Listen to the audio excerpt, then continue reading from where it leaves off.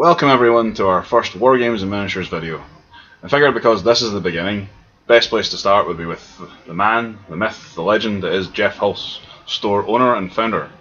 I am Ross David Drummond, who will be conducting this interview, and I figured it'd be a great time to introduce Mr. Geoff Hulse. Now, hi folks. Wargames and Miniatures Dumbarton is a game store, and here we'll pass over to Geoff and he can inform you what we do as a business. Hi folks, yeah, Wargames and Miniatures Game Store. We basically provide gaming space for such like as Magic the Gathering, Yu-Gi-Oh, tabletop miniature wargames, and also board games. So, what first sparked your interest in wargames in general? Yeah, way back, a holiday with the parents down in Paynton. We were out walking and let's go to the pictures, they said. So one of the pictures was two films, Cromwell and Waterloo. I chose Waterloo, didn't know what it was about. Straight away, hooked. Thousands of troops, had to get into wargaming. And although at the time there was only fixed miniatures, but yeah, that's really what fired it. So as we all know, from then till now, Wargames has boomed into a massive business and has went into many different genres: sci-fi, Napoleonic battles, World War II. What genres do you find yourself more drawn to these days? World War II, more so. I think that stems from there are a lot of World War II films, and documentaries now. So yeah, that's really that fired World War II wargaming, and also the painting style as well, modelling painting. Okay. So taking that passion and turning it into a business, how did that come around?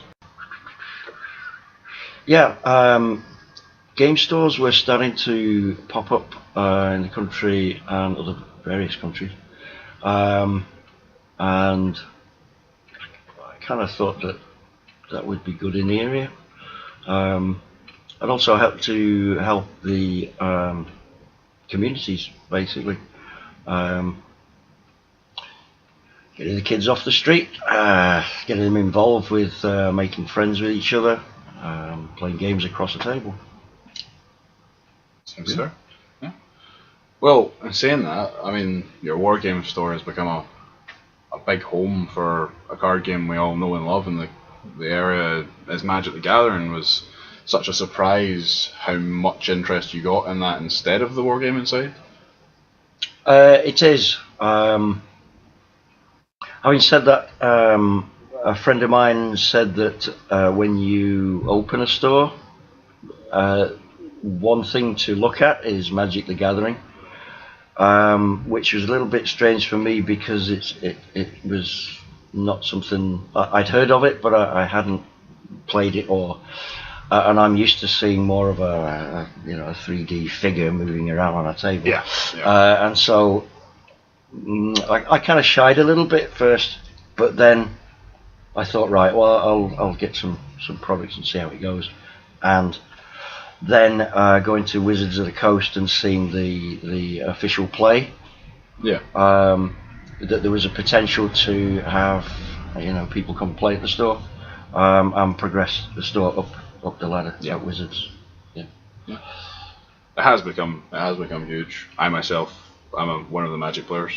A bit of furniture at the store, you probably, but so as the business has changed in that direction, can you tell us a bit more about like the current business model as it exists within now? Because it's not just this part of it that you do. There are other aspects to the business, your painting side and stuff like that. Yeah. Well, as I mentioned earlier, basically we've got three formats of gaming in here. We don't have, we call it unplugged. So it's basically board games, the cards, and also the tabletop miniatures. However, we do have an Xbox in the store for that downtime period for any customer that is wandering about between games. They can fly onto that. We've branched out into the painting side, of which I've been a painter for probably about 15 years now, and so that's progressed also, of which I have a little team helping me out now, so that's going well, and that's also helping some of the guys in the store as well. Yeah. Fair enough. So going forward, what are your future plans for the shop as it exists? Well, the main thing would be to increase the numbers of gamers. Possibly look at other genres in the wargaming or cards. Yeah. But I tend to not go so deep into something that it stands on a shelf and gathers dust. So it's keeping up with what is current. The changes in the trends and stuff. Yeah. So always listening to the customers, and they say, "Well, can you get this, or can you get that, or can we start doing this?" Well, okay, I'll take a look at it and see what people do. But the main thing is if we can fill the store every night, then potentially a little bit of the future is a larger store, and then go from there. See where the wind takes us. Yes. Okay, so final question is, do you have any tips for any aspiring hobbyists or people out there who are looking to start a business in this sort of idea? Yeah, don't do it.